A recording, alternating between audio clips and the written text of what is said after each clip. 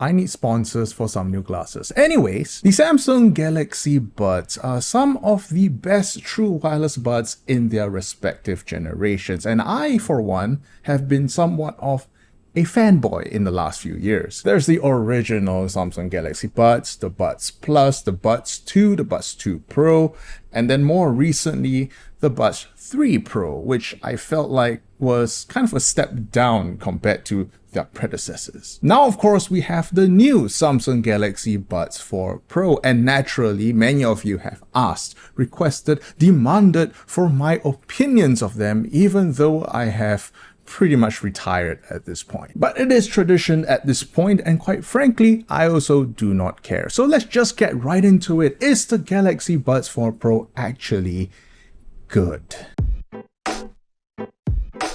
So I won't waste any time introducing myself. I assume most of you know at this point. So let's talk about the Galaxy Buds4 Pro, which comes in at $249.99 US and sports a dual driver setup, a 5.5mm planar tweeter, and an 11mm dynamic driver. So unlike the other tech tubers, let me just jump straight into the sound quality. And let me just tell you right now, the Buds4 Pro is actually pretty good. I feel like even pretty good is kind of understating it. It is excellent. It is one of the best sounding true wireless buds, on par with one of my favorite ones, the Apple AirPods Pro 2nd generation. But I'll leave the comparisons till later. What actually are you getting out of the Buds4 Pro? Well, for starters, you are getting a very consumer-friendly sound, that is to say, V-shaped. Plenty of bass, and I would say also plenty of treble. First, let's talk about the things that I'm not really the biggest fan of in the Buds4 Pro, and that is in the bass response. It is very clearly emphasized, yes, but it's also a bit on the booming side.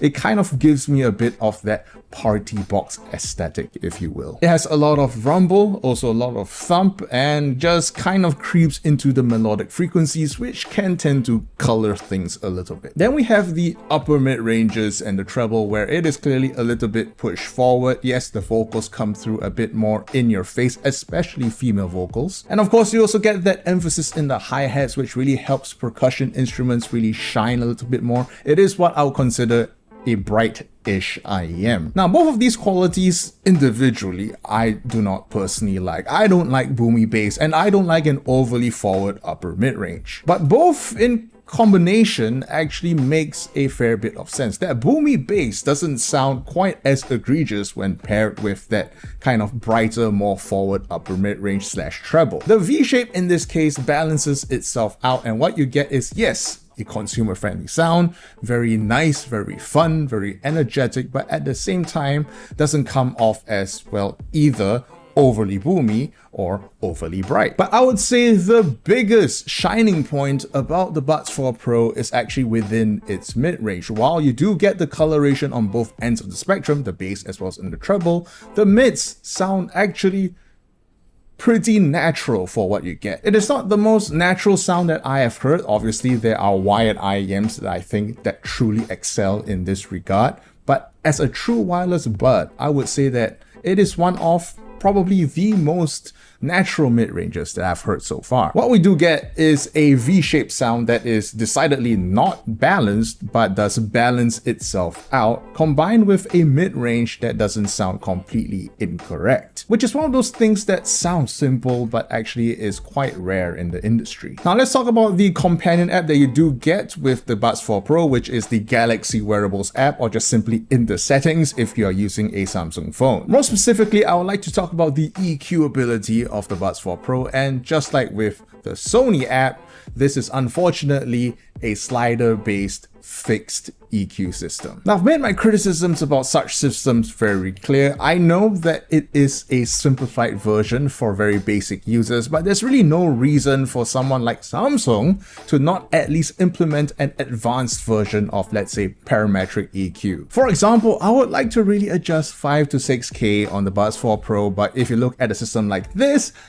I can't do shit. So I would dock points for the very limited EQ, but at the very least, if I were to fix something like, let's say, the Buds4 Pro's slightly boomy, slightly muddy bass, there's at least some sliders that I can adjust. For example, the 100 and the 250 Hz region. Now, comparisons. And I'll really only touch on 3 other models: the predecessor, the Buds3 Pro, the Apple AirPods Pro 3rd generation, as well as the Apple AirPods Pro 2nd generation. Now, putting it as a simple hierarchy, at the top, I'll put the Apple AirPods Pro 2nd generation alongside the Buds4 Pro. Right below that, I'll put the Apple AirPods Pro 3rd generation, and at the bottom, the Buds3 Pro. First, let's compare with the Buds3 Pro, which I felt like was a bit of the black sheep of the entire Galaxy Buds lineup. Both the Buds4 Pro and the Buds3 Pro go for that V-shaped response, but the way that they do it and then the way that it's executed is, I would say,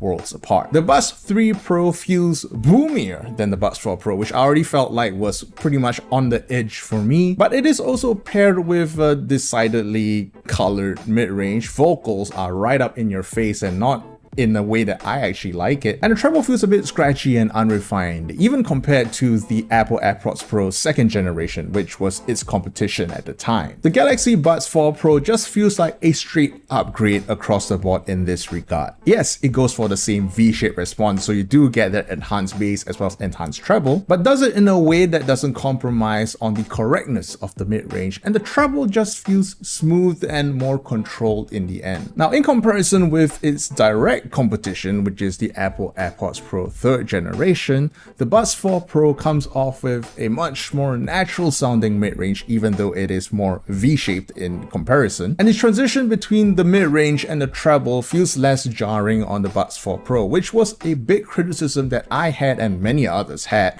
in the AirPods Pro 3rd generation. Now, if there is one thing that I would give the AirPods Pro 3rd generation, it would be on the bass response. I really like the control that it has, which I would really appreciate on the Buds4 Pro. Now, comparing the Buds4 Pro to the Apple AirPods Pro 2nd generation, it feels more like different flavors of very good sound. Again, Buds4 Pro, V-shaped, fun, energetic.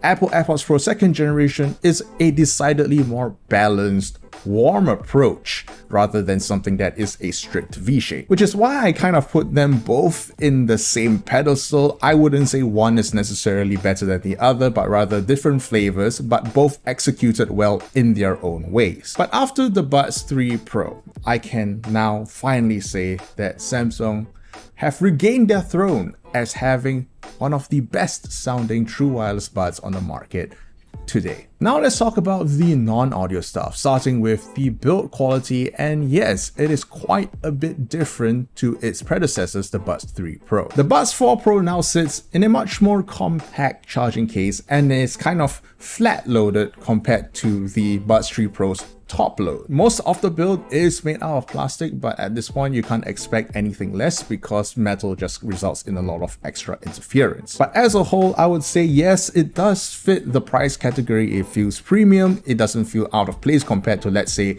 the AirPods Pros or Bose's or even the Sonys. But the best part is that they've removed the stupid blade lights that are on the Buds3 Pro. I didn't know where they're going with it, but thankfully Samsung have stopped. The Buds4 Pro is also rated at an IP57 rating. What that means is it should survive some sweat and some rain, but definitely don't shower with it, or God forbid, don't swim with it. The comfort is good, not a lot of comments on that. It fits fairly similarly to something like the Apple AirPods Pro or really any other wireless bud with a stem. Now, the ANC active noise cancelling performance is definitely a big upgrade over the Buds3 Pro. It is a straight upgrade across the board from the bass all the way up to the mid-range frequencies, but it is also slightly weaker compared to the competition. For example, the Apple AirPods Pro 3rd generation is an industry leader for a reason. It is just so much better compared to the Buds4 Pro, even though it is itself an upgrade to its predecessor. Activating the ANC modes is also the same as on the AirPods. You just squeeze on the stem for a few seconds and you can switch between ambient/transparency mode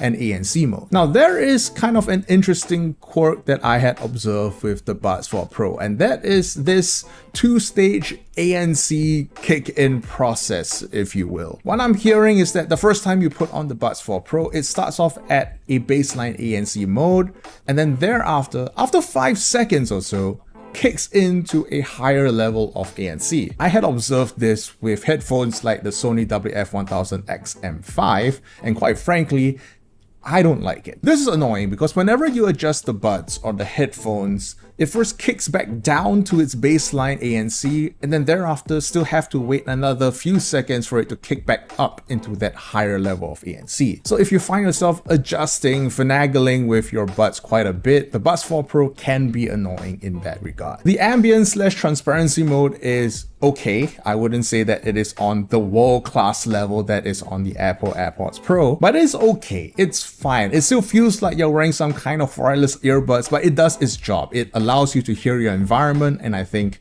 sure, that works. The microphone quality have actually improved quite a bit compared to even, let's say, the Apple AirPods Pro. This is the Galaxy Buds Pro 4 in a quiet room. This is the AirPods Pro 3 in a quiet room. This is the Galaxy Buds 4 on a busy street. This is the AirPods Pro 3 on a busy street. The baseline sound without any environmental noise is okay. I would say subjectively, I actually prefer the Samsung over the Apple. But with environmental noise, I would say that it fares, well, slightly differently on how it processes all of the extra noise. If you've ever talked to someone on an Apple AirPods Pro, you realize that whenever wind or noise comes in, the voice just kind of muffles and the levels also just dips significantly. On the Buds4 Pro, however, the voices remain clear whenever environmental noise kicks in, but there is also a lot more warbling going on. So there is that trade-off. Do you want that clear sound even while you're outdoors, but with that occasional glitchy wobbling effect that sometimes happens? Or would you want something that is a little bit more consistent when you're outdoors, though you do sound a lot more muffled in comparison? So now let's talk about connectivity. The Buds4 Pro comes in with Bluetooth 6.1 with SBC, AAC, as well as Samsung's own proprietary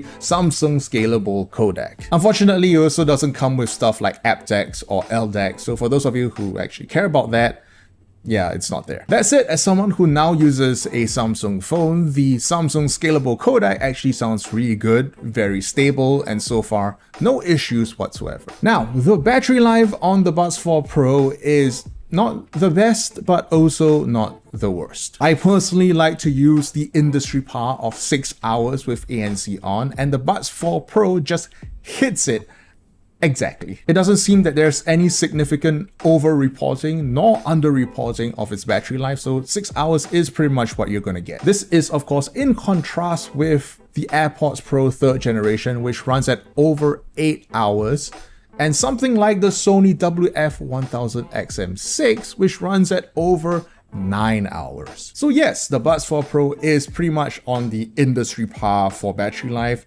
but I would say slowly, that is becoming increasingly unacceptable. So my final thoughts, what do I actually think about the Buds4 Pro?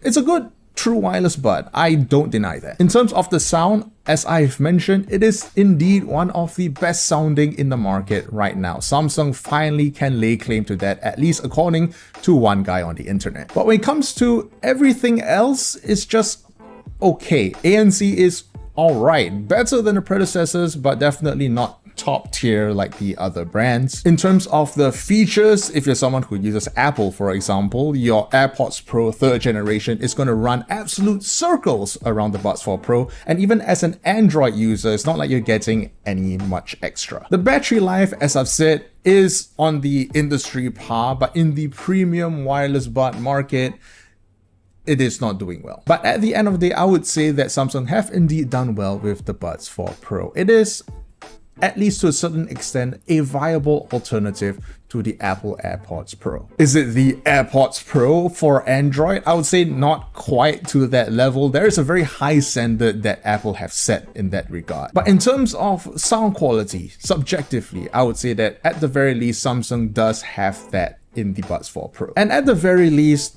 for Samsung, The Buds 4 Pro is indeed a step in the right direction. And that is all my thoughts on the new Samsung Galaxy Buds 4 Pro. For those of you who have subscribed to the $20 tier on my Patreon, here are all of your names. And for those of you who have subscribed to the $30 tier, allow me to speak out your beautiful names. Dennis, Crinacle, Andrews, Like Pizza, Seraphim, and Daryl.